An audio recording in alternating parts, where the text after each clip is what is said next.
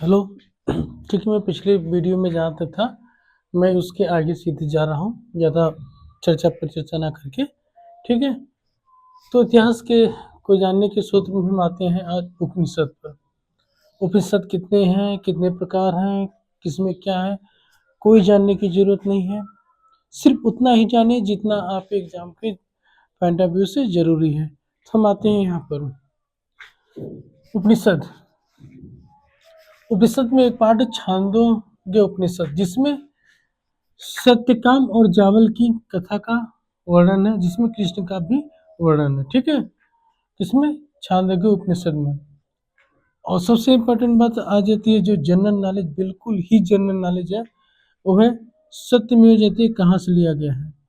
दरअसल सत्यमेव जयते लिया गया है मुंडको उपनिषद से। किससे? मुंडको उपनिषद से।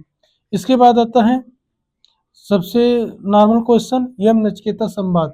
यम नचिकेता संवाद कहाँ से लिया गया है? ये कंठोपनिषद से लिया गया है। ठीक है, कहाँ से लिया गया है? कंठोपनिषद से। इसके बाद आता है याज्ञवल्क्य जी, याज्ञवल्क्य जी और गार्गी, ये सब समझ लीजिए आप। गार्गी संवाद ये कहाँ से आता है? ये बृहदोपनिषद से आता है। बृहदोपनिषद, बृहदोपनिषद। ठीक है, इसमें ये सारी चीजें इंपॉर्टेंट है, जितना भी है सब इंपॉर्टेंट है, आपके क्वेश्चन में पूछा जाता है, वो एकदम जनरल नॉलेज की तरह। इसके बाद आते हैं अब महाकाव्य में। महाकाव्य हमारे पास दो हैं, रामायण है एक महाभारत है।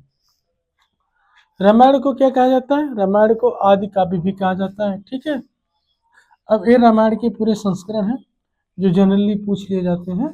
ठीक है, रामायण के संस्करण जनरली पूछ लिए जाते हैं। ये क्या है? पमाचार्यो।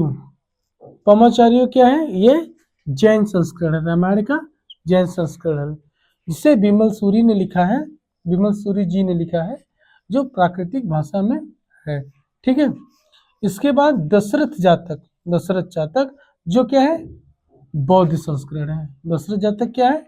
बौद्ध संस्करण है, जिसे राइटर का नाम लिखेगा, नहीं दिया था राइटर का नाम, नहीं पता किसी को।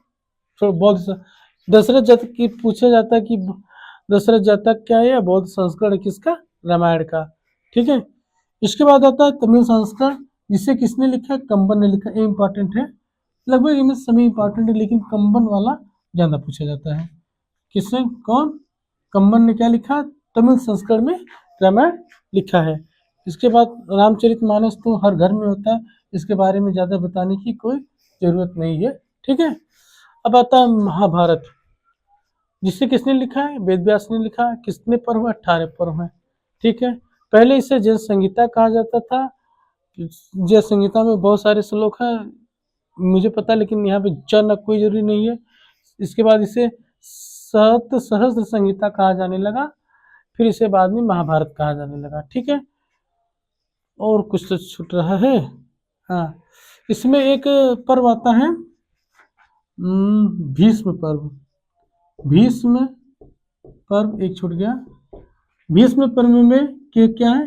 गीता है। भीष्म, अगर पूछ लिया जाए गीता का उल्लेख कहाँ है, तो आप बताएंगे भीष्म पर्व में है, तुमसे छूट गया था। ठीक है, इसके बाद हम चर्चा कर रहे हैं पुराण। पुराण कितने? 18 हैं। कौन कौन से जानना बिल्कुल जरूरी नहीं है, आप इसमें थोड़ा पुराणों का सबसे ज्यादा जो इतिहास हमको लिखा गया है, प्राचीन इतिहास, वो सबसे ज्यादा पुराणों को आधार बना के लिखा गया है। ये आप जान लीजिए कि रचयिता में जो लोमहर्ष हैं और उनके पुत्र उग्रश्रवा हैं। सबसे इम्पोर्टेंट प्रश्न ये है, ये बहुत बार पूछा जाता है, बहुत ज्यादा इम्पोर्टेंट है, वेरी वेरी इम्पोर्टेंट, हर परीक्षा के पॉइंट ऑफ व्यू से वेरी वेरी इम्पोर्टेंट है। विष्णु पुराण में क्या है? मौर्य वंश के बारे में जानकारी मिलती है। मौर्य वंश के बारे में जानकारी आगे भी पढ़ेंगे कि किस किस साहित्य सूत्र से मिलती है। अभी यहाँ पर बहरहाल देखते थे विष्णु पुराण, मौर्य वंश से मौर्य वंश की जानकारी मिलती है। मत्स्य पुराण, शुंग व सातवाहन वंश की जानकारी किससे मिलती है? मत्स्य पुराण से। वायु पुराण में गुप्त वंश की जानकारी मिलती है। बहुत ज्यादा पूछा जाता है, वेरी वेरी इंपॉर्टेंट है। ठीक है, अब आगे बढ़ते हैं अगले वीडियो में। अब तक के लिए धन्यवाद।